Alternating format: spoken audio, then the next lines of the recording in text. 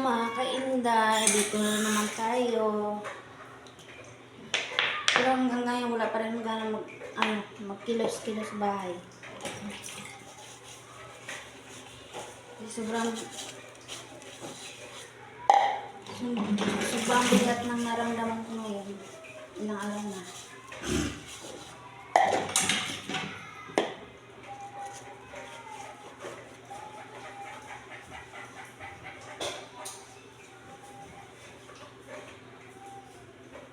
Ang hirap pag andito ko na ito sa bahay na gano'n. May problema ka, hindi mo pero hindi pa rin pwede kasi may mga anak ko andito sa akin, anak ko.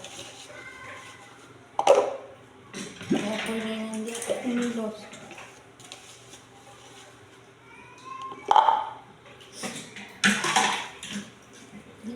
Hindi ko alam mo hanggang sa anak ko sisimula. Panggap na walang problema para ng anak ko na laki ang ko na talaga inaanahan dito.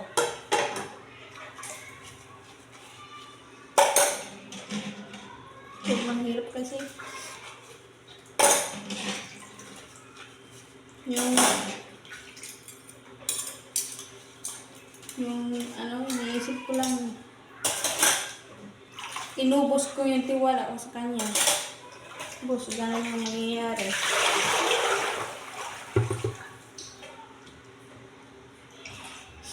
Tapos siya, parang baliwala lang, parang wala lang nangyari, hindi inaisip yung anak niya.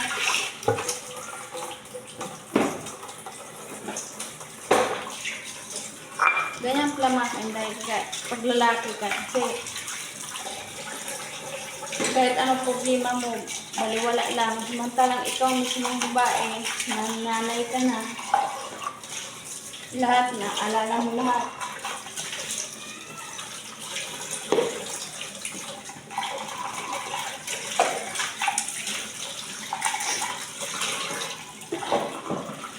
Lalo na ngayon, malaki ng mga anak ko.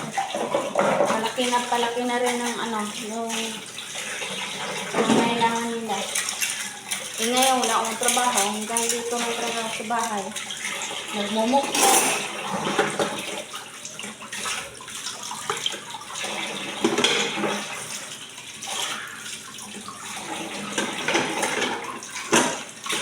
Kasi nga,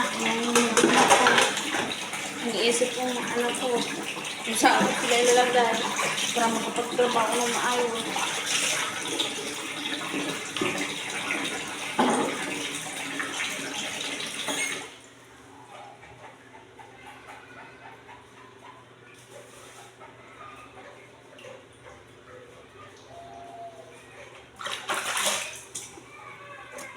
Hindi man lang niya naisip na ang mga anak niya, kumusta ang kalagayan dito. Makatawag lang siya sa mga anak niya. Okay na sa kanya, hindi man lang niya, para man lang makita yung mga anak niya, hindi man lang naisip yun.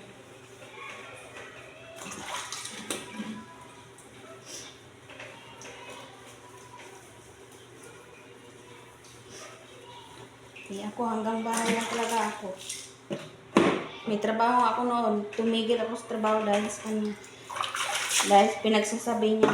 Ngayon siya pala ang may kagawa. Dahil nang nalaman ko na may mga nabasa ako sa mga may nabasa ako doon sa post.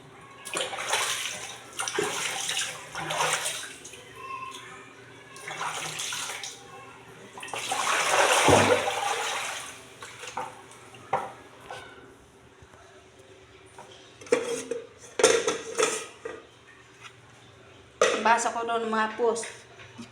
Lahat. Natungtuwa pa sila.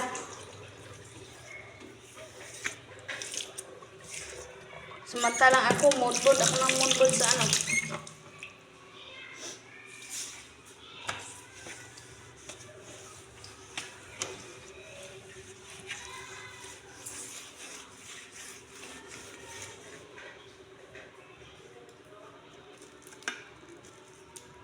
Ako pa niya pinagbintangan na may binibili ko daw ng lalaki yung pera niya.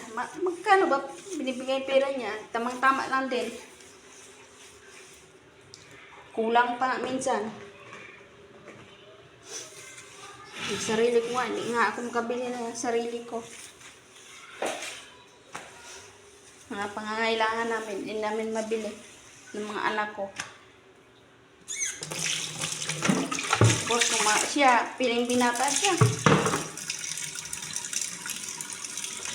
Hindi pa ting duling, hindi namin mabili yun.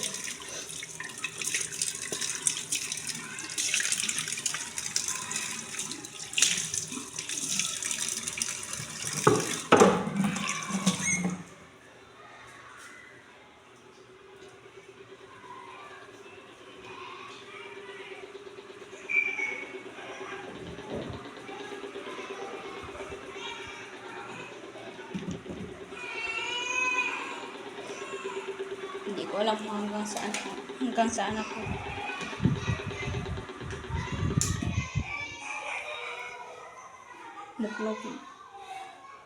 Mukmok lang talaga ako dito sa bahay. Wala ako ibang ginawa. Ano ba mukmok? Halos din ang kakilos.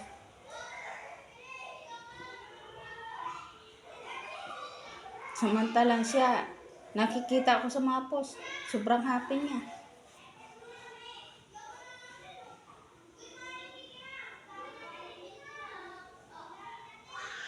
Saka isa pa yan, may nakita pa ako sa post doon.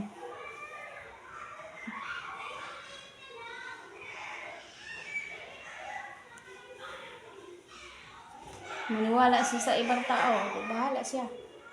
Sana hindi niya pagsisihan yung pinapaniwalaan niya.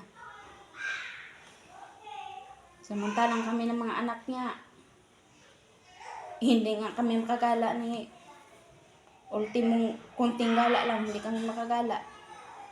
Mata lang siya.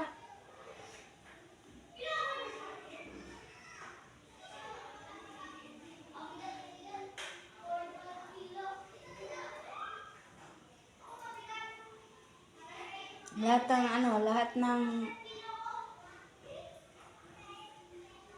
pagpakamartir ko noon, naalala ko lahat. Lalo ngayon, may nabasa ako dito mga hindi ko na lang i-reveal sa inyo mga kainday kasi ayaw ko naman mapahiya pati ako, mapahiya na rin ako kung i-reveal ko pa.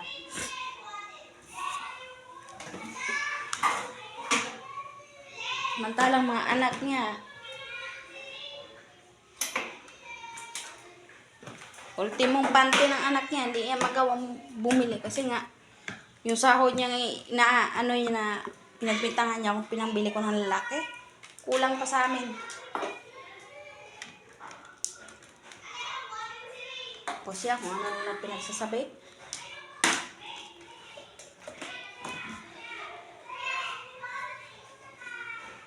Kung saan niya lang sinasabi na gano'n ako. Waldas daw ako ng waldas sa pera.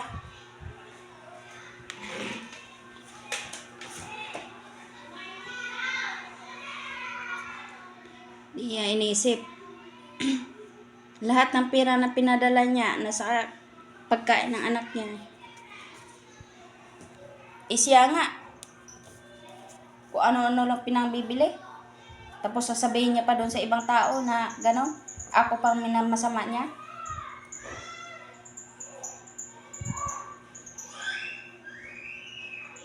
May nabasa na ako post yung yung kilala ko, mga kainday.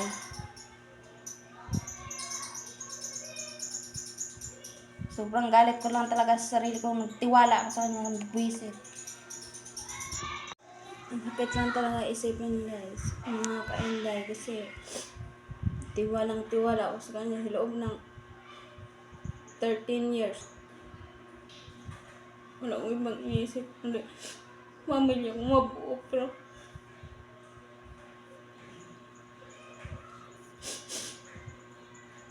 kapag yung pa niya na ako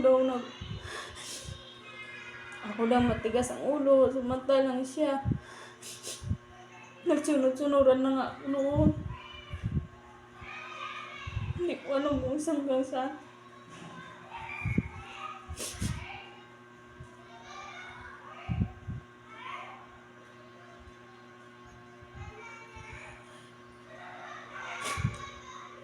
Ang hirap lagi. Hirap pa ng mga inay pag andito ka na talaga sa bahay. Kasi lahat ng problema maisip mo eh.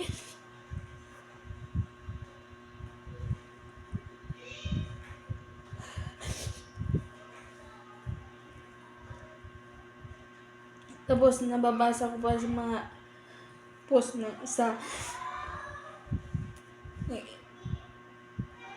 Yung kakilala niya rin. Na ganun.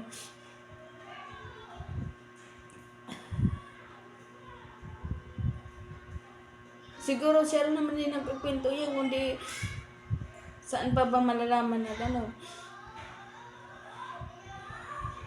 Sasabayan pa naman na anong mga kainday.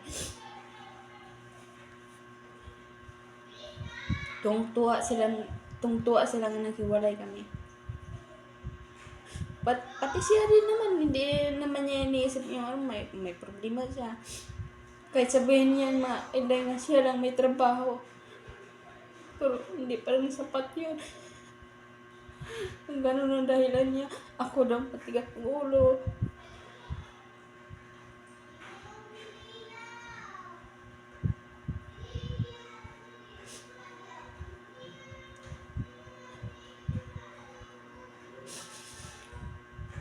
Sa loob ng 13 years, ako lang talaga nagpagka-martyr. Kasi ilang beses niya na yung ginawa.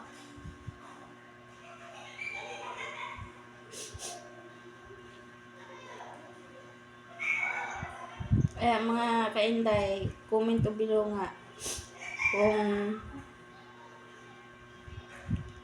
saan ba mapupunta ang mga bata. Puro babae mga anak mo. Tapos siya wala namang pakialam yan. Yung mga bata. Makabigay lang siya ng pera, okay na sa kanya.